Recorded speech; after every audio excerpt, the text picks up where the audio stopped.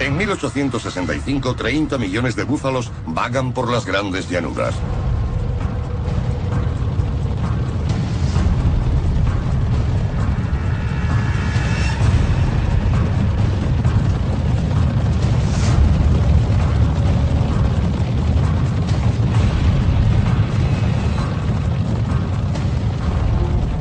Es un vasto territorio virgen que divide a Norteamérica. Se tarda 6 meses en cruzar el continente. 20.000 personas mueren en las caravanas de carretas. En barco, hay una travesía de 28.000 kilómetros rodeando Sudamérica. Para unir el este y el oeste, el presidente Lincoln da luz verde a un ferrocarril transcontinental. Más de 3.000 kilómetros de recorrido que transformarán la nación, originando una oleada de colonización a lo ancho de las grandes llanuras. Las vías férreas fueron vitales para la expansión de Estados Unidos. Esta tecnología conectó a las personas de un modo sin precedentes en la historia de la humanidad.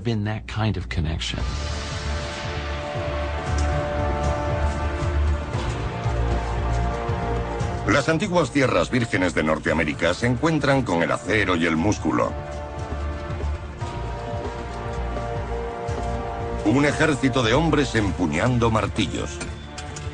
Inmigrantes irlandeses, veteranos de la guerra civil, ferroviarios.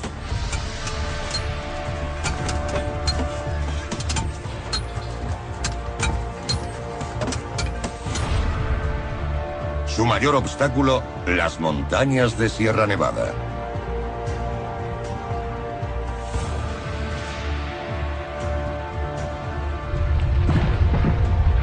Donde chocan las placas del Pacífico y de Norteamérica, se alzan millones de toneladas de piedra.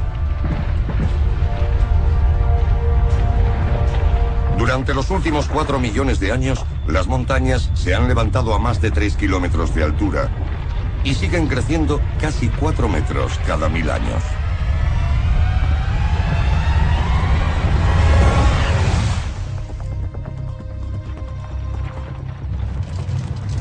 Solo un loco podría soñar con construir un ferrocarril a través de estas montañas. Al ingeniero Theodore Judah le llaman Judah el Loco. Su trabajo es trazar el camino. ¡Vamos, muchachos! Theodore Judah hace 23 subidas a las cumbres. ¡Fijad eso, muchachos! Trazando una ruta para el desafío del siglo para la ingeniería. Sí, vamos a marcarlo. Este es el proyecto más majestuoso jamás concebido. Una empresa más importante para el pueblo de Estados Unidos que cualquier otra. Se construirá el ferrocarril y yo tendré algo que ver con eso. A los norteamericanos nos encanta la gente que supera cosas que parecen difíciles o imposibles y hace realidad sus sueños. Cuando se aprueba la ruta de Judah, 2 empresas empiezan a trabajar. La Union Pacific parte desde Omaha en el este y la Central Pacific desde Sacramento en el oeste. Se encuentran en Utah. Costará el equivalente a 2.000 millones de dólares actuales, pero el gobierno no tiene fondos suficientes y paga a las empresas con terrenos federales. Deben terminar en 15 años, o lo perderán todo. En este país hemos aprendido que no vas a ninguna parte si no arriesgas. Y creo que los estadounidenses son el faro del mundo en muchos aspectos, porque se arriesgan. Se paga a las empresas del ferrocarril por cada milla, y faltas de escrúpulos añaden curvas solo para aumentar sus beneficios. Una curva de 14 kilómetros supone casi 50 hectáreas más de terrenos federales. Primero deben vencer el paso de Donner, con más de 2.000 metros. Es el punto más alto de la ruta de Judah. En invierno hay ventisqueros de 9 metros de profundidad y avalanchas. El paso se llamará así por el grupo de Donner, que quedó atrapado por la nieve en este lugar 20 años antes y recurrió al canibalismo. La ruta de Judah atraviesa la montaña. Hay que excavar 500 metros de roca, el túnel más largo del trayecto. Los trabajadores inmigrantes chinos cavan día y noche.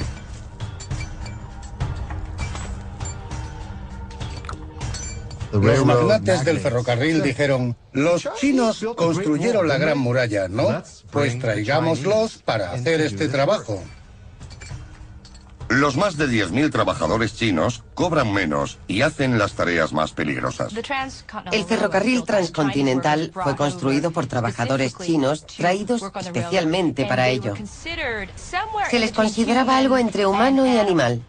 No se esperaba que sobrevivieran. Se esperaba que vinieran aquí, trabajaran y murieran. Han Lei-Huo, de 17 años, ha cambiado una vida de pobreza en Cantón por el trabajo en una cuadrilla del ferrocarril. El granito de Sierra Nevada es uno de los más duros de la Tierra.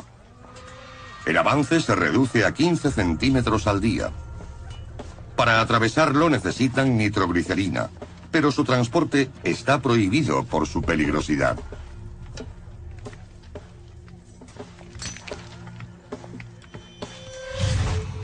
El químico escocés James Howden hace la mezcla in situ. La nitroglicerina es 13 veces más potente que la pólvora y tan inestable que cualquier sacudida puede hacer que le estalle en las manos. Howden cobra un plus de peligrosidad. Pronto se da a la bebida y deja la nitroglicerina a chinos como Han Lei-Huo. Las cuadrillas irlandesas no quieren ni tocarla.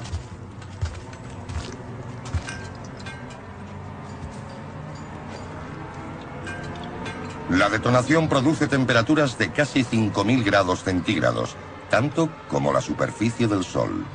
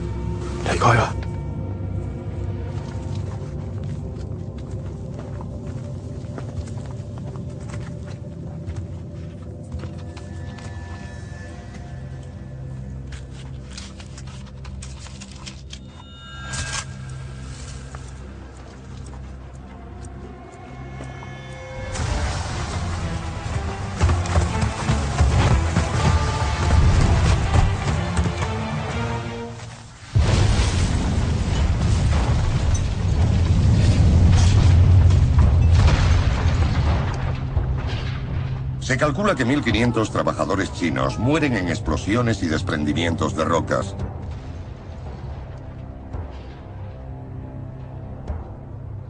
Han Lei-Huo sobrevive. Su hijo será el primer chino-americano que se gradúe en ingeniería por la Universidad de California en Berkeley.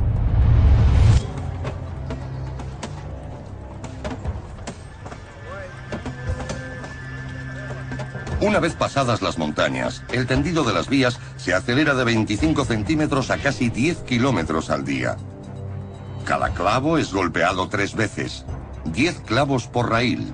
250 raíles por kilómetro. 21 millones de martillazos.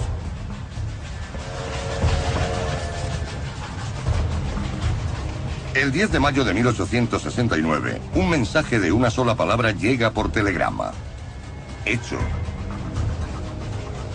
Un viaje de 6 meses se ha reducido a 6 días. Eso de tener que arriesgarlo todo en una caravana de carretas se había acabado. Ahora se podía coger el tren y viajar desde Boston a Sacramento. Eso es una revolución. El ferrocarril transcontinental cambia todo lo que toca, provocando una migración masiva hacia las grandes llanuras.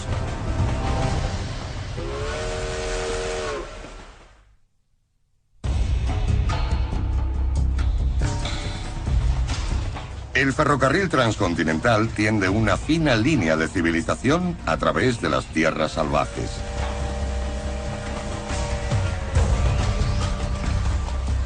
Y la gente la sigue. En solo un año, 40.000 colonos se trasladan a Nebraska, extendiéndose por la frontera en caravanas de carretas.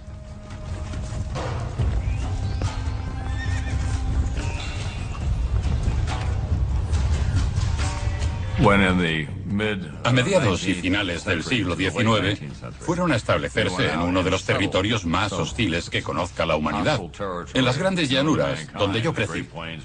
Esos fueron los verdaderos pioneros. El gobierno acelera el proceso con la mayor cesión de terrenos de la historia. Todo el que pague una solicitud de $10 puede reclamar tierra libre. Una cuarta parte son mujeres solteras y antiguos esclavos. Al ver a esos desesperados corriendo en carretas desvencijadas, se comprende que la promesa de América era la tierra. Eran personas que ni en 1.000.000 de años podrían haber poseído tierras en Europa. Finalmente, el 10% de Estados Unidos será cedido por la ley de propiedad rural. No voy a volver a un alquiler en Indiana a menos que reviente y tenga que dar marcha atrás.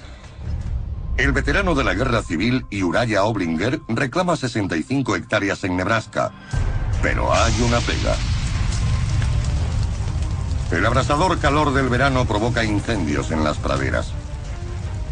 Los árboles no sobreviven a la sequía y las llamas.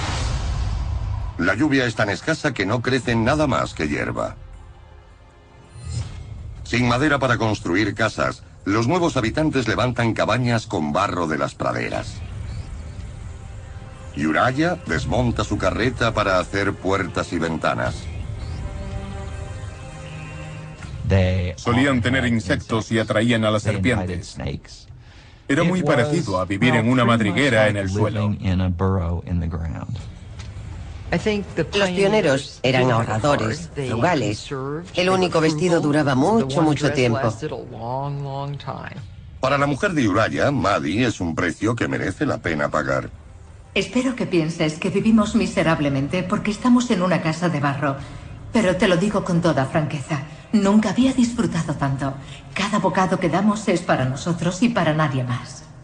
La fe de los devotos Oblinger es puesta a prueba todos los días. Sin montañas que detengan el viento, en las grandes llanuras se desatan enormes tormentas. La mayor queja que tengo con el clima de aquí es el viento.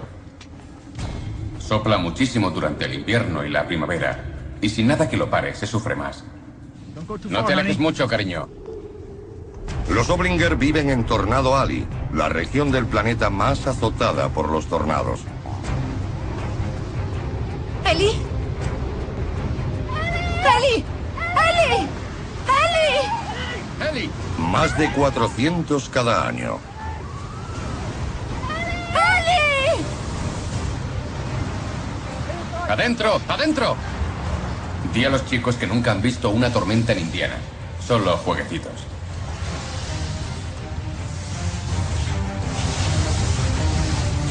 Vientos de 320 kilómetros por hora giran en un torbellino, absorbiendo el aire y todo lo que no esté bien fijado. En 1930, un hombre fue arrastrado 1,5 kilómetros por Kansas. Llueven peces y sapos del cielo.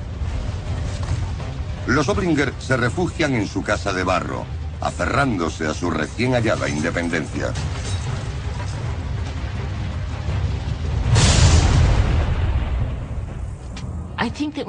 Creo que somos una nación que desciende de hombretones cabezotas y de tercas mujeronas.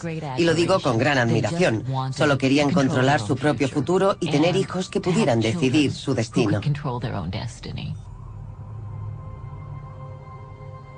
Los tornados no son el único desafío bíblico al que se enfrentan los Oblinger. En un río de las Rocosas se gesta una plaga inmemorial. Emerge para luchar por las grandes llanuras. Langostas. Después de devorar la vegetación de la zona, liberan feromonas, la señal para continuar la marcha, y les crecen largas alas. Luego los enjambres se dirigen al este llevados por el viento para reunirse sobre las grandes llanuras y convertirse en una plaga. En 1874 devoran la mitad de las cosechas del oeste. Son 3 billones de langostas, casi 1 kilómetro de altura, 160 de ancho y 1600 de largo, que tapan el sol.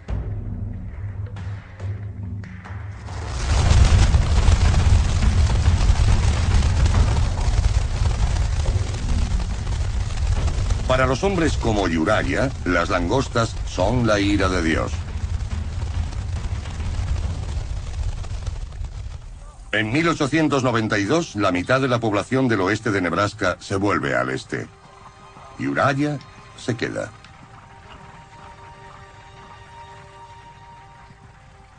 Hay que tener valor para conseguir algo en este país, porque no hay nada de regalo.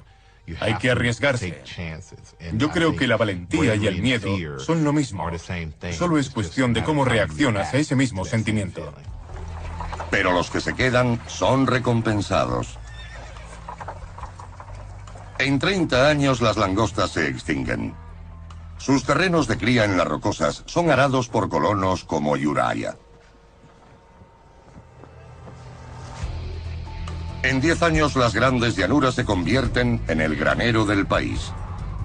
Hoy se cosechan 50 millones de toneladas de trigo al año.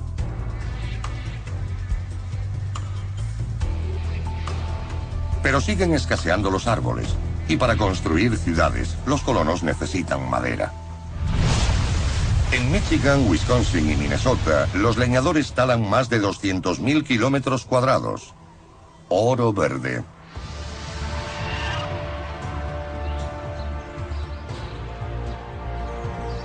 La región se convierte en un imán para los hombres de los bosques escandinavos. Entre 1825 y 1925, un tercio de toda la población de Noruega se traslada a América. Entre ellos está Nils Haugen. La paga era de $3 diarios.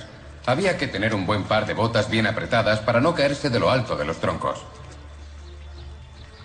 El flujo constante de troncos es un negocio multimillonario. Si los troncos se amontonan, significa la ruina. En 1886, pinos para construir 20.000 casas se atascan en el río St. Croix. 45 millones de metros cúbicos de madera. Retirando el tronco adecuado, el resto saldrá disparado corriente abajo. Un error puede suponer la muerte.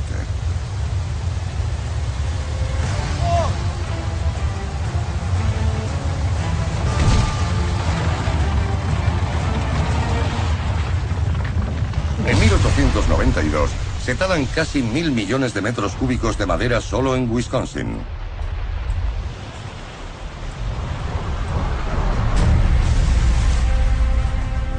Esto alimenta el boom de la construcción.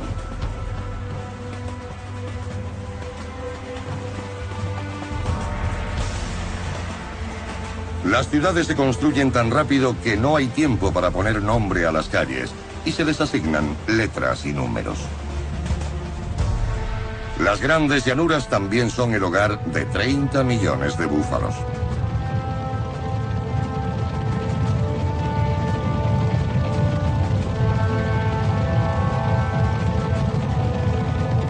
Manadas de hasta 40 kilómetros de largo corren hacia las zonas de cría estivales, en un rumbo de colisión con el mundo moderno.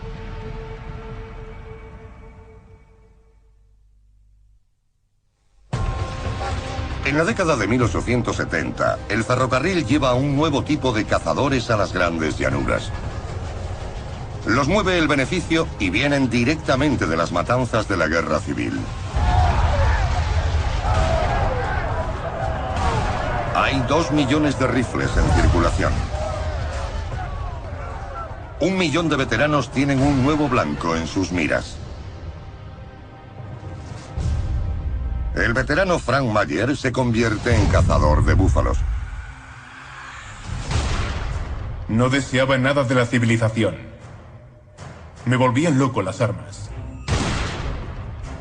Mayer caza búfalos de 900 kilos, capaces de aplastar a un hombre. Los abate desde 180 metros.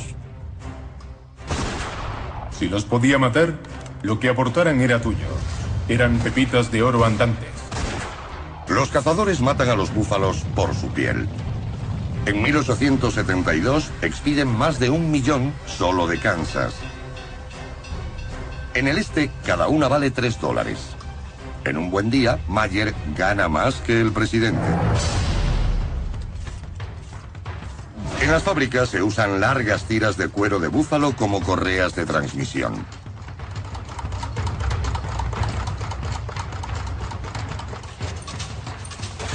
Otras piezas se convierten en abrigos y zapatos.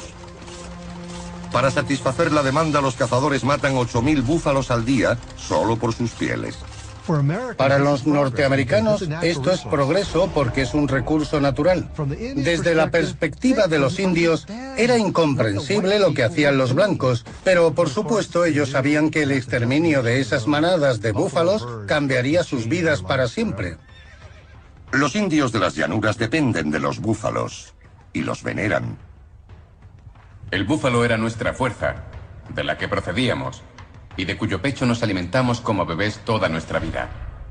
Alce Negro tiene 6 años cuando llega el ferrocarril.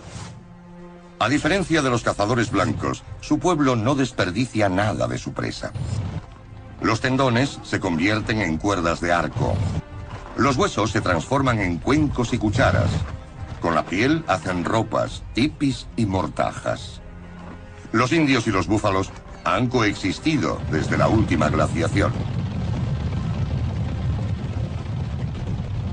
Los antepasados de Alce Negro los cazaban a pie antes de tener caballos.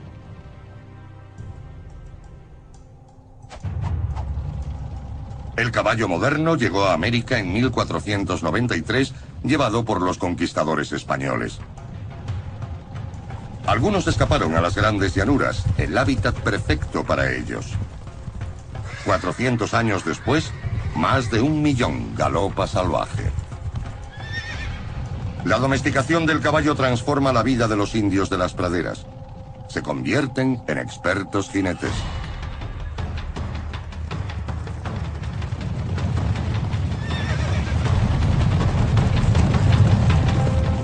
Se daba el grito de guerra, Pocahei, que significa a la carga, y los cazadores se abalanzaban sobre su presa. A lomos de caballo, el arma preferida era el arco. En el tiempo que se tarda en recargar un arma de fuego, un guerrero puede recorrer más de 250 metros y disparar 20 flechas. El búfalo puede correr a 55 kilómetros por hora.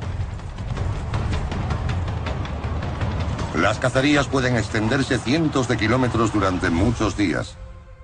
Pueden necesitarse 15 flechas para matar un búfalo. Los cazadores blancos, como Frank Mayer, solo emplean un disparo. Apunta a los pulmones. Una muerte limpia derriba un búfalo sin espantar a la manada.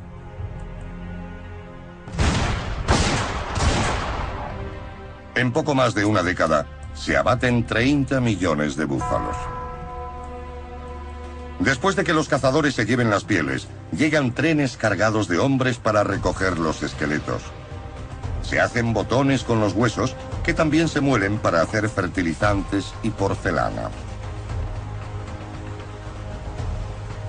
El principal recurso que mantenía a los nativos americanos no tarda en desaparecer. Enfrentados al hambre, se ven abocados a las reservas. Mi tatarabuela, la abuela Águila Grande, vivía cuando terminó la caza del búfalo. No solo se despidió de un tipo de alimento, se despidió de una manera de estar en el mundo. Y supongo que para ellos, recordarlo era indeciblemente triste.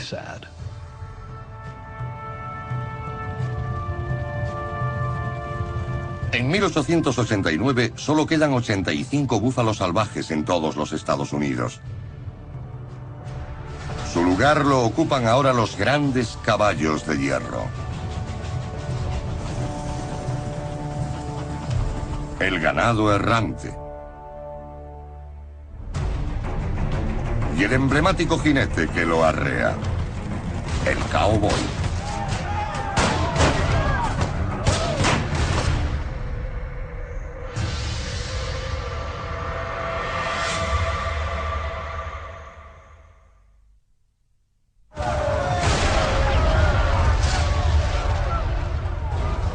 La guerra civil devasta el litoral del sudeste.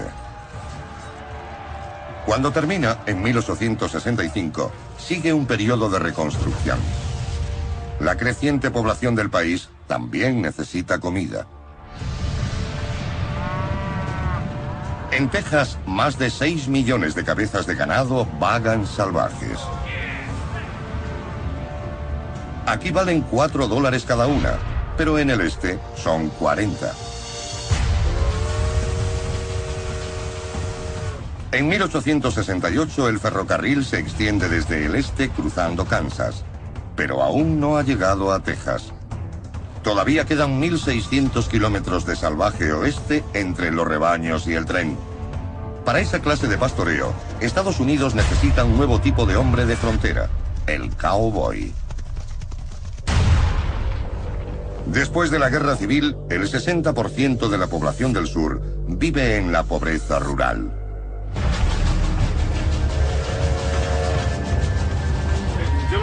En busca de trabajo y aventura, jóvenes de todo el país acuden en tropel al oeste, a ciudades ganaderas como Abilene, Wichita y Dodge City. Teddy Blue Abbott es uno de los peones que van hacia Texas. Teddy tiene 23 años y es hijo de un colono de Nebraska. Mi padre quería atarme y convertirme en granjero. Jamás. Huí de casa para hacerme vaquero. La mentalidad del vaquero es un espíritu individualista. Está en comunión con la tierra y con su caballo. Simboliza la resistencia a la autoridad.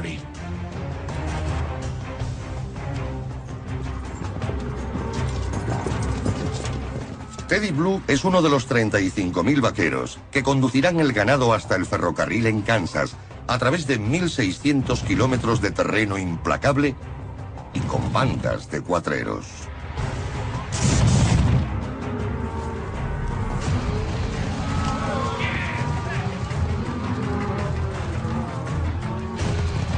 Por solo $1 al día, los vaqueros deben ser avezados jinetes y diestros en el manejo del ganado.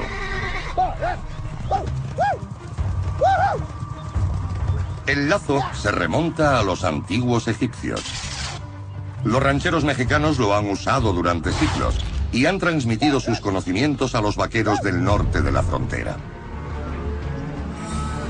El ganado llevado por los españoles en 1493 se ha cruzado con las vacas inglesas de los colonos, creando una nueva raza, las Texas Longhorn. Después de siglos vagando por las llanuras, son salvajes y propensas a la estampida.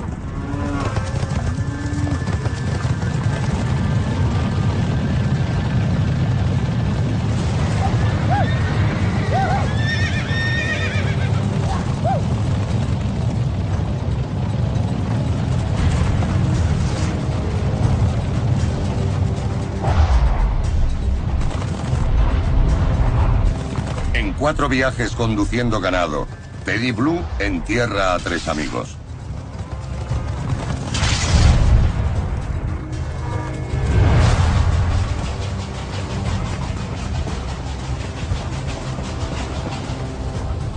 Uno de cada 3 vaqueros es hispano o afroamericano. Después de la guerra civil, miles de esclavos liberados se van a Texas en busca de trabajo. Uno de ellos es el joven de 23 años Nat Love, de Alabama. Es su primera oportunidad de sentirse juzgado por su capacidad y no por el color de su piel.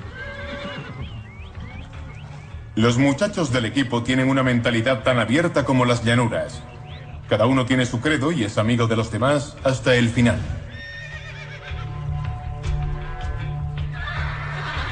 Muchos vaqueros, para sorpresa de la mayoría, eran afroamericanos. Los negros tenían el sueño de conquistar la quimera, igual que los blancos.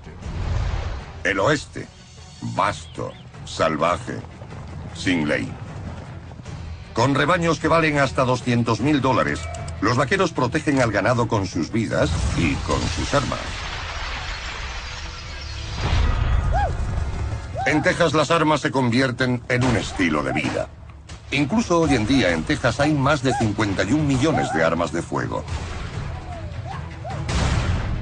Es intrínseco a la cultura y a la identidad estadounidenses. Siempre tenemos una pistola o un rifle. Y me parece que eso forma parte de... No me digas qué tengo que hacer, combatiré a mis enemigos yo solo. El arma preferida de los vaqueros es el emblemático Colt 45, la pistola más rápida del oeste. Dispara 6 balas sin recargar. Colt empieza a fabricarlos en 1873. Un Colt 45 vale $17, la mitad de la paga mensual de un vaquero.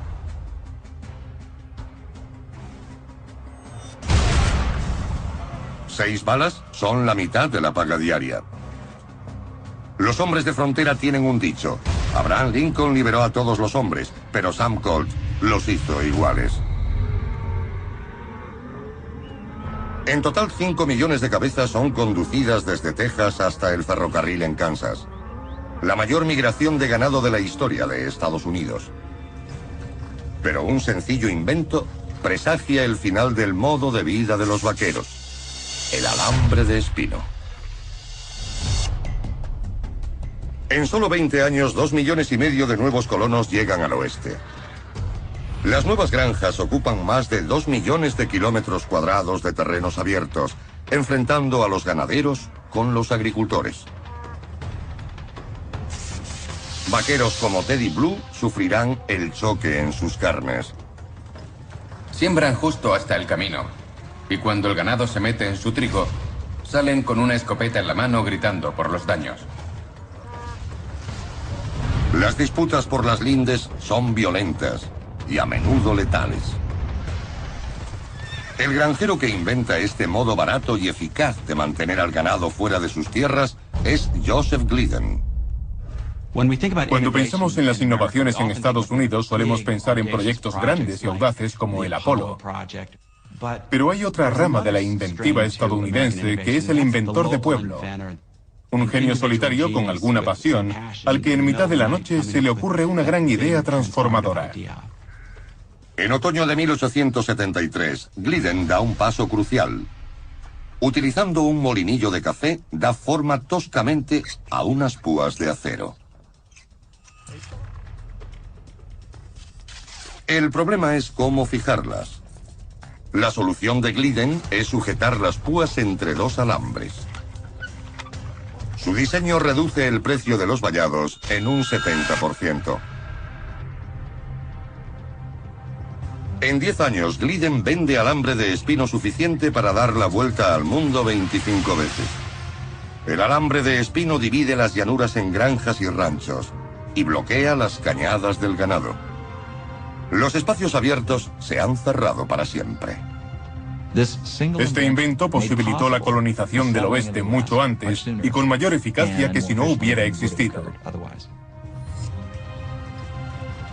Teddy Blue conduce uno de los últimos rebaños hacia el ferrocarril. El dominio de los vaqueros en los terrenos abiertos ha durado solo 20 años.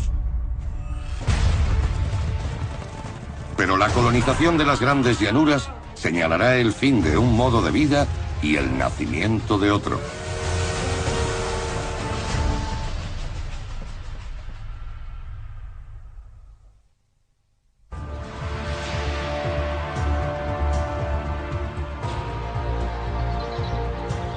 En 1876, la mayoría de los 300.000 nativos han sido obligados por el gobierno a establecerse en reservas.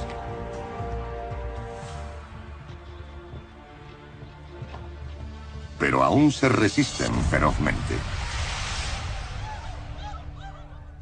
Probablemente la mancha más terrible de nuestra historia es para mí lo sucedido a los nativos americanos. Vinimos aquí y les confiscamos su patria. Creo que ahora comprendemos realmente cuál fue nuestra participación en ello y me encantaría ver cómo se redefine, cómo se reescribe. A lo ancho de las grandes llanuras, el gobierno federal adquiere millones de hectáreas de terrenos de caza tradicionales para abrir paso al caballo de hierro. Los Sioux son relegados al interior de las Black Hills. De pequeño, Alce Negro presenció la llegada del ferrocarril y la aniquilación de los búfalos. Ahora, con 12 años, está a punto de tomar parte en el último gran triunfo de la nación Sioux. El hombre blanco vino como un río. Nos dijo que solo querían un poco de tierra. Pero nuestro pueblo es sabio.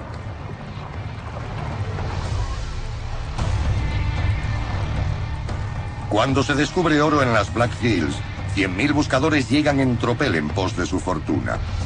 El gobierno federal quiere despejar la zona. En una misión de reconocimiento con el 7º de Caballería, el teniente coronel George Custer se encuentra en el campamento Sioux cerca del río Little Big Horn. Custer toma una decisión fatídica. Con 700 soldados, ataca el campamento de 7.000 indios.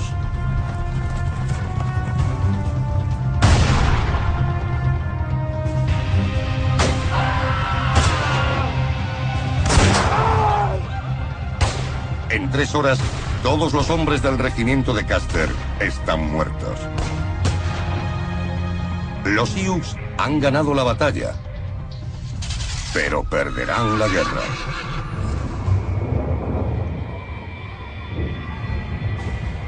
En represalia, el ejército traslada a 3.000 guerreros Sioux a las reservas. El resto se dispersa en pequeñas bandas. Durante los siguientes 14 años, los últimos Sioux libres seguirán luchando hasta un incidente final infame. Wounded Knee es una gran cicatriz en el paisaje de Norteamérica. El 29 de diciembre de 1890, el último grupo de Sioux independientes se rinde junto al arroyo de Wounded Knee.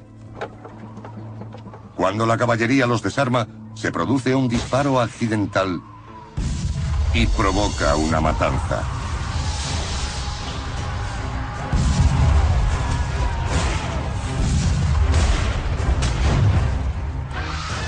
En cuestión de minutos mueren más de 200 Sioux, hombres, mujeres y niños.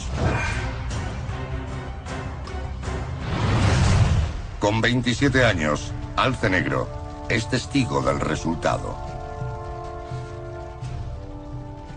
Cuando lo recuerdo ahora, todavía puedo ver a las mujeres y los niños masacrados, amontonados por todas partes, tan claramente como cuando los vi con los ojos siendo joven. Y veo que algo más murió allí. Allí murió el sueño de un pueblo. Era un sueño maravilloso. El ferrocarril ha transformado Norteamérica. En solo 30 años, casi 50.000 kilómetros de vías cruza el continente, más que el total del resto del mundo. Miles de nuevas ciudades surgen a sus lados. Hay una estación cada 12 kilómetros. 5 líneas unen las costas este y oeste. La llegada del ferrocarril cambia incluso la hora. Hasta entonces, los norteamericanos habían puesto en hora sus relojes con el sol. Hay 8.000 horarios distintos a lo largo de 500 vías. Organizar los trenes es casi imposible. El 18 de noviembre de 1883, los Estados Unidos continentales se reducen a 4 zonas horarias y nace la hora estándar. Ahora el ferrocarril es el mayor esplendor de América, con casi 1 millón de trabajadores. Uno de ellos es un jefe de estación de 23 años en la Minnesota rural, llamado Richard Sears. Cuando Estados Unidos se ajusta a los nuevos horarios de trenes, Sears se convierte en empresario y compra un lote de relojes de bolsillo. Después los ofrece a otros jefes de estación y espera.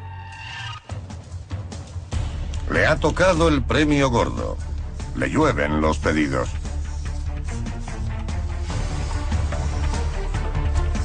En 6 meses, Sears vende todos sus relojes. 2.500, ganando 10 veces su salario. Comprendiendo que puede vender mercancías por tren, Sears tiene una idea que cambia a Estados Unidos: el catálogo de venta por correo. Creo que los norteamericanos son emprendedores por naturaleza. Si trabajas duro, tienes buenas ideas y estás dispuesto a hacer sacrificios a corto plazo, puedes triunfar en este país. Ese es el uno, es el número 1. 10 años después de vender su primer reloj de bolsillo, el catálogo de Sears ha alcanzado las 700 páginas. Ahora, establecido en Chicago, despacha más de 35.000 pedidos al día, entregando frigoríficos, pianos y, en un solo año, más de 100.000 máquinas de coser. Usando el ferrocarril, Sears puede vender prácticamente de todo en cualquier lugar del país. Lo que transformó realmente este país no fue la migración al oeste y el desarrollo de las ciudades en el este, sino la capacidad de transportar productos a grandes distancias, uniendo lo que antes habían sido pequeños asentamientos aislados que tenían que ser autosuficientes. A finales del siglo XIX, Estados Unidos tiene más de 300.000 kilómetros de vías férreas que unen sus mercados locales y crean una economía nacional. En los 40 años siguientes, los trenes de mercancías pasan de 55 a 700 millones de toneladas. Las materias primas del oeste abastecen a las industrias del este. Estados Unidos supera a Gran Bretaña como el mayor fabricante de la Tierra y pronto produce el 30% de las mercancías del mundo.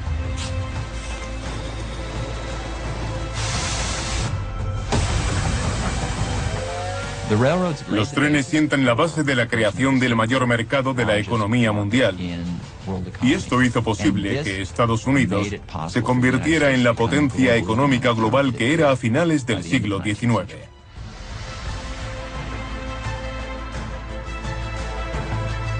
En 20 años, la población se duplica. El número de ciudades se triplica.